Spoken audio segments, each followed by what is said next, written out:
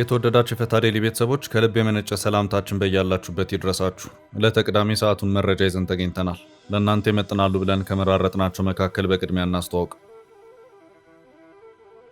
ጳጉሜ 4 2017 ዓ.ም የተመረቀው የህዳሴ ግድብ በአሜሪካ ፋይናንስ እንደተደረገ ከወራት በፊት ተናግረው የነበሩት የአሜሪካው ፕሬዝዳንት ዶናልድ ትራምፕ በግድብ ጉዳይ በግብጽና ኢትዮጵያ መሃል ያለውን ውጥረት ማርገብ አሁን ላይ ትልቁ አጀንዳቸው መሆኑን ይፋ አድርገዋል። ትራምፕ ለግብፁ ፕሬዝዳንት በላኩት ይፋ ደብዳቤ አዲስ የድርድር ቅድመ ሁኔታ አስቀምጠዋል። የደብዳቤው ግልባጭ ለኢትዮጵያ መንግስት ይድረስ ሲሉ ትራምፕ አመልክተዋል። የአሁኑ ድርድር ለአንዴና ለመጨረሻ ጊዜ ነው ሲሉ የአሜሪካው ፕሬዝዳንት ዶናልድ ትራምፕ አነጋጋሪ መልእክት ሰደዋል። ሙሉ መረጃውን እናደርሳለን። የእስራኤል የሶማሌላንድ እውቅና ለኢትዮጵያ ከመልካም ዕድል ይልቅ ከፍተኛ ጫናና አጣብቂኝ ይዞ መምጣቱ ተሰማ። ቀደም ብላ በሶማሌላንድ የባህር አክሰስ ለማግኘት የመግባቢያ ስምምነት ፈርማ የነበረችው ኢትዮጵያ አሁን ላይ ለውሳኔ መቸገሯን ዘአፍሪካ ሪፖርት የተሰኘ ሚዲያ ዘግቧል። ስለ ሶማሊላንድ ለመወሰን አዲስ አበባ በቤጂንግና አቡዳቢ መሃል አጣብቂኝ ውስጥ መግባቷን የሚተነትነውን መረጃ እያይዘናል። በአማራ ክልል ከባድ የተባለ የድሮን ድብደባ ተፈጽሟል ሲል ቢቢሲ አማርኛ ዛሬ ጠዋቱን ባስነበበው ዘገባው አመልክቷል። በርካታ የሚሊሻ አባላት የድሮን ጥቃቱ እንደደረሰባቸው ይኸው ዘገባ አመልክቷል። ጥንቅራችን ይዞታል። የስምረት ፓርቲ ሊቀመንበርና የጠቅላይ ሚኒስትር አብይ አህመድ የምስራቅ አፍሪካ ጉዳዮች አማካሪ አቶ ጌታቸው ረዳ በኢትዮጵያ አሜሪካ አምባሳደር እርቪን ማሲንጋ ጋር ወደ ወልቃይቱ መራ ያደረጉትን ጉዞ ተከትሎ በየአቅጣጫው ትችቶችን እያስተናገዱ ነው። ትችቶቹም ከወደ አማራ እንደዚሁም ከወደ ትግራይም እየተሰጡ ይገኛሉ። እሳቸውም ለአንደኛው አለኝ ያሉትን ምላሽ ሰጥተዋል። ጥንቅራችን ከያዛቸው መረጃዎች መካከል ነው። የዓለም አቀፍ የገንዘብ ድርጅት IMF የሥራ አስፈጻሚ ቦርድ በኢትዮጵያ እየተተገበረ ባለ የተራዘመ የብድር አቅርቦት ፕሮግራም ላይ አራተኛውን ግምገማ ማጠናቀቁ ተዘገበ። IMF ከግምገማው መልስ አገሪቱ $261 ሚሊዮን ተጨማሪ ብድር እንድታገኝ መወሰኑ ታውቋል። ግምገማውን የተመለከተ አጭር ዘገባ አክለናል። አርቲስት ቴዲ አፍሮ መልእክቱን አስተላልፏል። ጥንቅራችን ከያዛቸው መረጃዎች መካከል ነው። እስከ ፍጻሜው አብራችሁን ቆዩ። የምንለቃቸው ዕለታዊ ትኩስ ዜናዎች እንዲደርሷችሁ ላይክ፣ ሼር፣ ሰብስክራይብ ማድረግ እንዳትረሱ።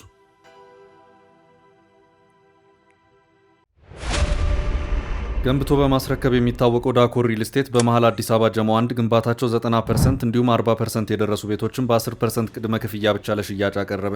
በአንድ ወለል ላይ 3 አባወራ ብቻ በቂ የሆነ የመኪና ማቆሚያ ከሰፊ አረንጓዴ ስፍራ ጋር አቀረበላችሁ። ባለ 1 መኝታ 80 ካሬ፣ ባለ 2 መኝታ 110 ካሬ እና 118 ካሬ፣ ባለ 3 መኝታ 138 ካሬ 70/30 የባንክ ብድር አመቻችቶ ከ623 ሺህ ብር ቅድመ ክፍያ ጀምሮ የመኖሪያ ቤቶችን ለሽያጭ አቀረበ። ለበለጠ መረጃ በ0911 057674 0933 21 9065 ይደውሉ። ዳኮር ሪል ስቴት በልዩነት የተገነባ።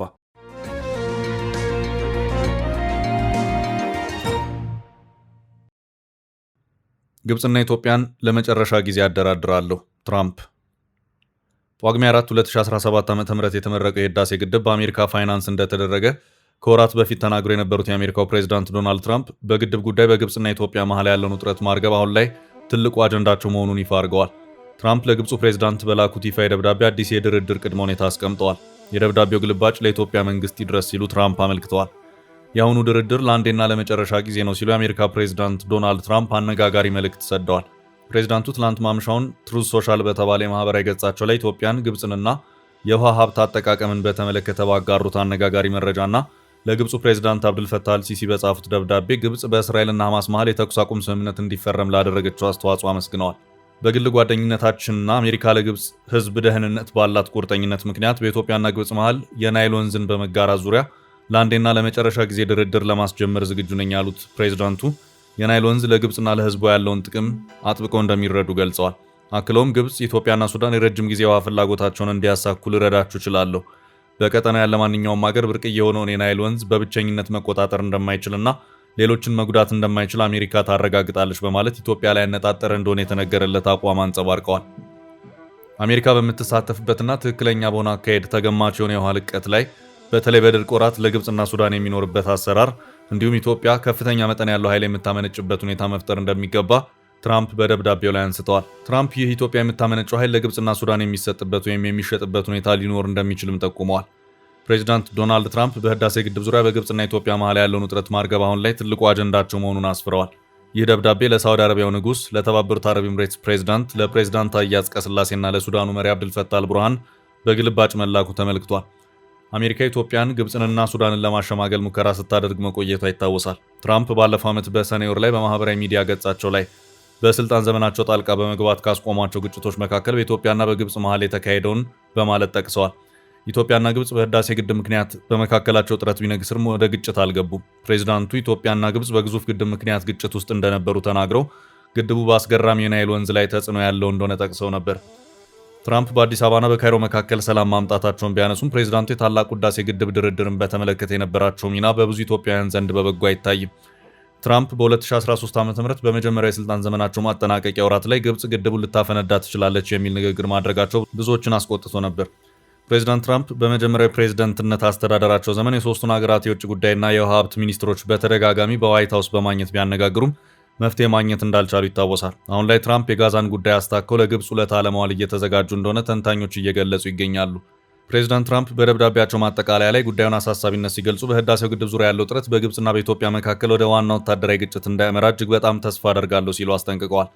ጉዳዩ በአጀንዳ አናት ላይ የሚገኝ ነው ያሉት ትራምፕ ይህን ግጭት ለማስቀረት አሜሪካ በድርድሩ ላይ መቆጣጠርና የማስተባበር ጠንካራ ሚና እንዲኖራት እንደሚፈልጉ ገልጸዋል። ይህ በእንዲህ እንዳለ የአሜሪካ የአረብና የአፍሪካ ጉዳዮች ከፍተኛ አማካሪ ማሳድ ብሎስ በታላቁ የኢትዮጵያ ህዳሴ ግድብ ዙሪያ ተያያዥ መግለጫ ሰጥተዋል። ከፍተኛ አማካሪው በማህበራዊ ትስስር ገጻቸው ባወጡት መግለጫ በህዳሴው ግድብ ዙሪያ ያለውን ውጥረት መፍታት ለፕሬዚዳንት ትራምፕ ቀዳሚ አጀንዳ መሆኑን አረጋግጠዋል።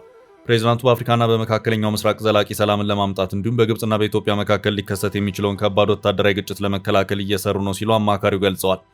ከፍተኛ አማካሪው አክለው መፍትሄው የሚመጣው በፕሬዚዳንት ትራምፕ ጠንካራ የአሜሪካ አመራር ስር መሆኑን ጠቁመዋል። ሂደቱ በቴክኒካዊ እውቀትና በቅን ልቦና ላይ የተመሰረተ ድርድር እንደሚሆን የገለጹ ሲሆን ይህም ለግብፅ፣ ለኢትዮጵያና ለሱዳን ዘላቂ መፍትሄ እንደሚያመጣ ተስፋቸውን አስቀምጠዋል። የአሜሪካ የአረብና የአፍሪካ ጉዳዮች ከፍተኛ አማካሪ ማሳድ ብሎስ ከዚህ ቀደም የዚህን ድርድር ጉዳይ አስቀድመው ፍንጭ መስጠታቸው የሚታወስ ነው።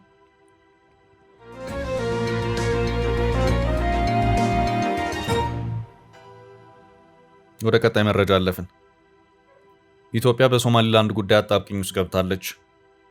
አዲስ አበባ ኢምሬትና በቻይና ጫና መሃል የራሷን ፍላጎት ተወስን። አምባሳደር ቲቦር የእስራኤል የሶማሊላንድ እውቅና ለኢትዮጵያ ከመልካም ዕድል ይልቅ ከፍተኛ ጫናና አጣብቂኝ ይዞ መምጣቱ ተሰማ። ቀደም ብላ በሶማሊላንድ የባህር አክሰስ ለማግኘት የመግባቢያ ስምምነት ፈርማ የነበረች ኢትዮጵያ አሁን ላይ ለውሳኔ መቸገሯን ዘአፍሪካ ሪፖርት የተሰኘ ሚዲያ ዘግቧል። ኢትዮጵያ በሶማሊላንድ ጉዳይ በቻይናና የተባበሩት ኤምሬት መሃል አንድ ጎን የያዘ ውሳኔ ላለመወሰን መቸገሯን የተዘገበው ከሰሞኑ የነበረው የቻይናና ኤምሬት እንቅስቃሴዎች በተለይ ኢትዮጵያን ጎራ እንድትለይ ጫና ለማሳደር የሞከሩ መሆናቸውን ዘገባው አመልክቷል። የቻይና የውጭ ጉዳይ ሚኒስትር ዋንግ ይ አዲስ አበባ ላይ ከጠቅላይ ሚኒስትር አብይ ጋር ያደረጉት ንግግርና እሱን ተከትሎ ጠቅላይ ወደ ጅቡቲ ዶርሃሌ ወደብ መውረድ ሌላ እይታ ተሰጥቶታል። የቻይና የውጭ ጉዳይ ሚኒስትር ቤጂንግ በሶማሊያ አንድነት ላይ ያላትን የጸና አቋም ለኢትዮጵያ እንደገለጹ ይታሰባል። የጠቅላይ ወደ ጅቡቲ መውረድ ታዲያ ከሶማሊላንድ ይልቅ ኢትዮጵያ በጅቡቲ ተጨማሪ ባህር በር አክሰስ አማራጭ ያጤነችበት ነው ሲል ተንትኗል። እስራኤል ለሶማሊላንድ የሰጠችውን እውቅና ተከትሎ ግልጽና ጠንካራ የሆነ አሰላለፍ በአፍሪካ ቀንድና በቀጠናው ተጽዕኖ ባላቸው ሀገራት መካከል ታይቷል። ኤምሬት፣ እስራኤል፣ ኢትዮጵያ በከፊል የሶማሊላንድ ደጋፊዎች መሆናቸው ሲታይ ሞቃዲሾን በመደገፍ ቻይና፣ ሳዑዲ አረቢያ፣ ግብፅና አፍሪካ ህብረት ቆፍጠና ያለ አቋም አንጸባርቀዋል። ለኢትዮጵያ መንግስት ቅርብ የሆነች የተባበሩት አረብ ኤምሬት የሶማሊላንድ እውቅና አስቻይና አስተባባሪ ሆና ተገኝታለች። በ440 ሚሊዮን ዶላር የበርበራ ወደብን እያስገነባች ያለችው ኤምሬት በሶማሊላንድ እውቅና ባላት ሚና የተነሳ ከሞቃዲሾ ጋር መቃቃሯ ይታወሳል። ኤምሬት ለሶማሊላንድ የወታደራዊ ስልጠናና የመሳሪያ ድጋፍ የምትሰጥ ሀገር ስትሆን ከአርጌሳ ያላት ቁርጠኝነት የሶማሊያ ፌዴራል መንግስት ለሀገራዊ አንድነት የህልውና አደጋ የሆነች ሀገር በሚል እንዲፈርጃት አድርጓል። የኤምሬት ወታደራዊ ቁሶች ሳይፈተሹ ከሶማሊያ በሰላም እንዲወጡ በማድረግ ረገድ ኢትዮጵያ ከሰሞኑ ቁልፍ ሚና ተጫውታለች። ይህ አቡዳቢ አዲስ አበባ ላይ ያላትን ተጽዕኖ ያጎላ ነበር። የኤምሬት ግፊት ኢትዮጵያ ወደ ቀደም የመግባቢያ ስምምነት እንድትመለስና ለሶማሊላንድ እውቅና እንድትሰጥ የበርበራ ኢንቨስትመንት ወደ ተግባር እንዲገባ ሲሆን በታይዋን ጉዳይ በየትኛውም ዓለምን ስለመገንጠል ጉዳይ መስማትም ማየትም የማትፈልገው ቻይና ደግሞ የሶማሊላንድ እውቅናን ጉዳይ ለማፈን ዓለም አቀፍ የህግ አስከባሪ መስላ መጥታለች። ኢትዮጵያ ከፍተኛ የዕዳ ጫና ከቻይና ያለባት ሲሆን ለቁልፍ መሰረተ ልማቶቿ ሲባል የቤጂንግን ፍላጎት መጻረር የጥቅም ግጭት ውስጥ የሚከታት ነው። የቻይና ተጽዕኖ ታዲያ ኢትዮጵያ እያራመደች ያለችው የሁለት ውሃዎች ፖሊሲን ወደ ሶማሌላንድ እንዳትወስድ ያገደ ሆኗል። ቻይና በታሪኳ ለመጀመሪያ ጊዜ ከሀገሯ ውጭ የመሰረተችው የጦር ሰፈር ጅቡቲ ላይ የተተከለ ሲሆን ከኢትዮጵያ ለንግድና የባህር አክሰስ ፍላጎቷ ጅቡቲን ብቻ እንድታማትር ቤጂንግ ፍላጎት አላት። የቻይና ሎጂስቲክስ ከፍ ብሎ የሚታይበት የኢትዮጵያ ኢምፖርት ኤክስፖርት ንግድ ከጅቡቲ ተነቅሎ ወደ በርበራ መሄድ በተዘዋዋሪ ቻይናን የሚጎዳ ስለመሆኑ ተንታኙ አስፍሯል። ቻይና የአንድ ሶማሊያ ፖሊሲ ለማስፈጸም ረጅም ርቀት እንደምትጓዝም ከሰሞኑ ቁርጠኛ አቋም አሳይታለች። ከሰሞኑ ፕሬዚዳንት ሐሰን ሼክ መሐመድ ወደ ቤጂንግ እንዲመጡም ጥሪ አድርጋላቸዋለች። በቻይና ኢኮኖሚ ተጽዕኖ በኤምሬት የጸጥታና ፋይናንስ ድጋፍ መሃል ኢትዮጵያ ጫና ውስጥ መግባቷን ዘገባው አስፍሯል። እስራኤል ታሪካዊ የተባለውን የመጀመሪያውን እውቅና ሶማሌላንድ የሰጠችው ዲሴምበር 26 ሲሆን ከ20 ቀናት በኋላ ኢትዮጵያ እውቅናውን የተመለከተ ይፋ አቋም አላንጸባረቀችም። ስለ ጉዳዩ በኢትዮጵያ በኩል በይፋ አስተያየት የሰጡት የኢትዮጵያ የሶማሊያ አምባሳደር ሱሌማን ደደፎ ሲሆኑ መንግስታቸው ጉዳዩን በቅርብና በጥልቀት እያጤነው መሆኑን ብቻ ገልጸው ነበር። ሁሉም የኢትዮጵያ ጎረቤቶችና የቀጠናው የሩቅና የቅርብ ኃይሎች አቋማቸውን ግልጽ ባደረጉበትና አስተላለፋቸውን በለዩበት በዚህ ጉዳይ ኢትዮጵያ እስካሁን ዝምታን መምረጧ በጫና ውስጥ ስለመሆኗም የሚያመለክት ሆኖ ታይቷል። ይህንን የኢትዮጵያ ውጥረት የታዘበው አሜሪካዊ ዲፕሎማቱ ኢትዮጵያ የራሷን ፍላጎት ማስቀደም አለባት ሲሉ መክረዋል።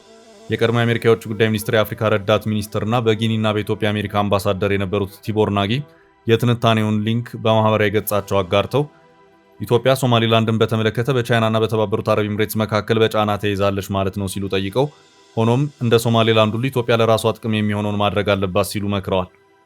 የቻይናን ወይም የተባበሩት አረብ ኤምሬትን ፍላጎት እንዳትከተል መክረዋል። በዓለም ላይ ትልቅ ሀገር የሆነ የባህር በር የሌላት ሀገር የሆነች ኢትዮጵያ ደህንነቱ የተጠበቀ ወደብ የማግኘት መብት አላት ሲሉም ገልጸዋል።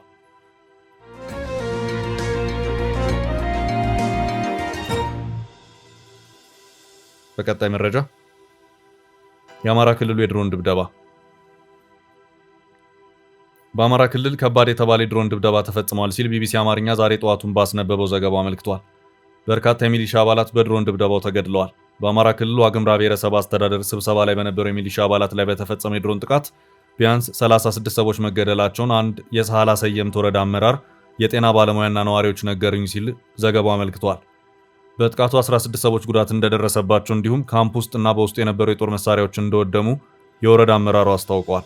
በአካባቢው የሚገኙ የመከላከያ ሰራዊት አዛዦች ጥቃቱ የተፈጸመው በስህተት እንደሆነ መናገራቸውን የወረዳ አመራሩና ነዋሪዎች ገልጸዋል። ሐሙስ ጥር 7 2018 ዓ.ም ጠዋት ላይ ድሮን ጥቃት የተፈጸመው በዋግምራ ብሔረሰብ አስተዳደር ሳህላ ሰየምት ወረዳ በሚገኝ የሚሊሻዎች ካምፕ ላይ እንደሆነ ቢቢሲ ያነጋገርኳቸው ያላቸው 5 ምንጮች ገልጸውልኛል ብለዋል።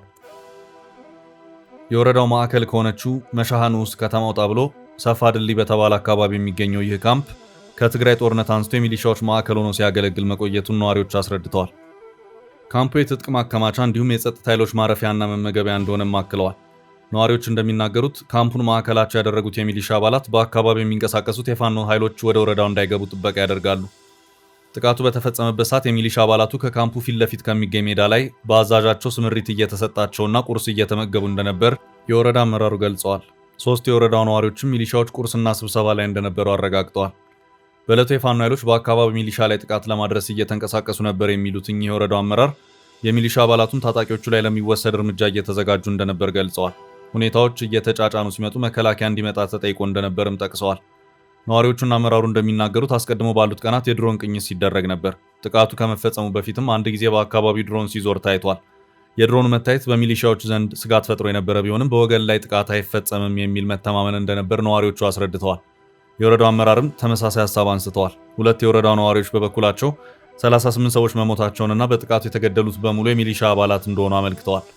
በሟቾች የቀብር ስነ ስርዓት ላይ መከላከያ ሰራዊት አዛዥና የዞኑ አመራሮች እንደተገኙ አንድ ቀብሩ ላይ የተገኘ ነዋሪ አስረድተዋል። የመከላከያ ሰራዊት አዛዡ ይቅርታ፣ ስህተት ተፈጥሯል፣ የሟች ቤተሰቦችንም የሟች ልጆችንም ዞኑንም እናግዛለን፣ ለተፈጠረው ነገር ይቅርታ ማለታቸውን ተናግሯል። የወረዳው አመራርም የድሮን ጥቃቱ የተፈጸመው በስህተት ስለመሆኑ የመከላከያ ሰራዊት አዛዦች ለወረዳው ኃላፊዎች መግለጻቸውን አረጋግጠዋል። ስለተፈጸመው ጥቃት መረጃ እንደሌላቸው የገለጹት የመከላከያ ሰራዊት ኮሚኒኬሽን ኃላፊ ኮሎኔል ቢረሳው ሽፈራው ከሚመለከታቸው የበላይ አካላት መረጃ አሰባስበው ምላሽ እንደሚሰጡ ተናግረዋል።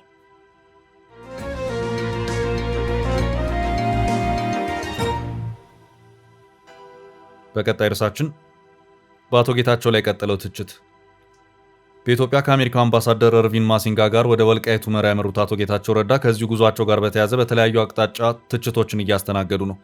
ትችቱ አማራውም በትግራዩም አቅጣጫ እየተንጸባረቀ ይገኛል። አቶ ጌታቸው ከጉዞው መልስ በፌስቡክ ገጻቸው ባሰፈሩት መልእክት ምዕራብ ትግራይ የሚለውን አጠራር በመጠቀማቸው በኢኖቬሽንና ቴክኖሎጂ ሚኒስትሩ በለጠ ሞላ በኩል ሂሳዊ ትችት የተሰነዘረባቸው ሲሆን በትግራይ በኩልም በሌላ አቅጣጫ ሌሎች ትችቶች እየተሰነዘሩባቸው ይገኛሉ። በትግራይ በኩል ያሉ አክቲቪስቶችና አንዳንድ ፖለቲከኞች በአጠቃላይ አምባሳደሩን ጉዞ በበጎነት የተመለከቱት ሆኖ አልታየም። አሁን አካባቢውን እያስተዳደረ ላለው አካል እውቅና የመስጠት ጉዞ አድርገውም ሲገልጹት ታይተዋል። በአማራ ክልል በኩል የወጣው መረጃ በሁመራ ጉዞ ያደረጉት አምባሳደር ማሲንጋ በወልቃይት አስመላሽ ኮሚቴ በኩል ስለ ሁኔታው ሰፋ ያለ ማብራሪያ የተሰጣቸው መሆኑን ያመለክታል። ከእነዚሁ በአቶ ጌታቸው የሰሞኑ የሁመራ ጉዞ ትችታቸውን ከሰነዘሩት መካከል አንዱ የሆኑት የውድብ ናጽነት ትግራይ ውናት ሊቀመንበር ደጀን መዝገበ ሲሆኑ እሳቸውም ቢሆኑ ጉዞውን ለአስተዳደር እውቅና ከመስጠት ጋር ጭምር አያይዘው ምላሻቸውን የሰጡበት ሁኔታ ታይቷል።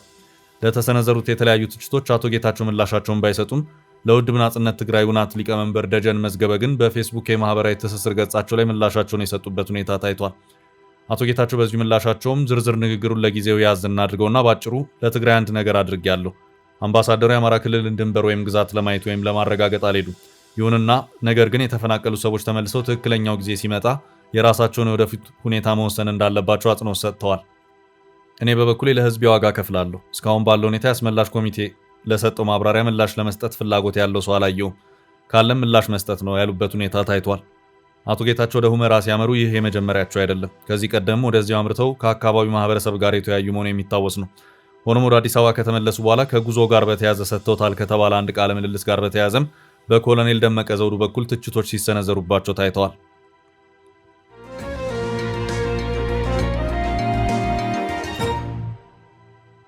ወደ ቀጣይ መረጃ አለፍን።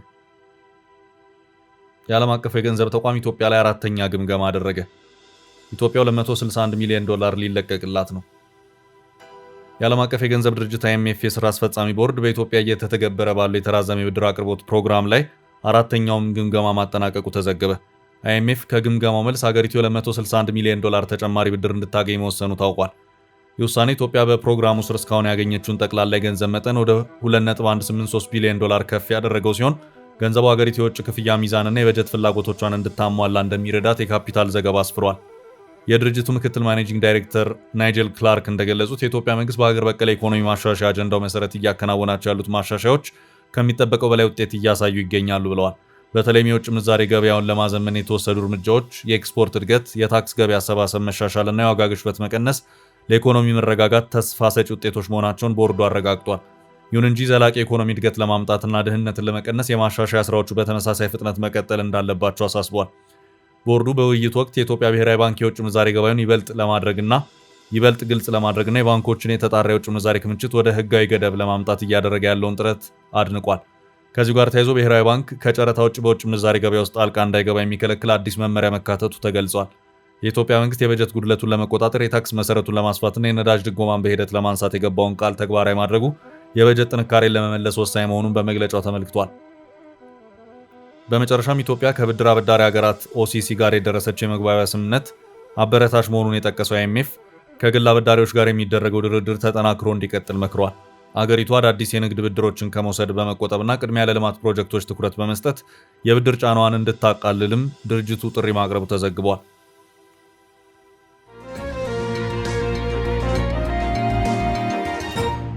በቀጣይ ርዕስ የቴዲ አፍሮ መልእክት። አርቲስት ቴዲ አፍሮ መልእክቱን አስተላልፏል።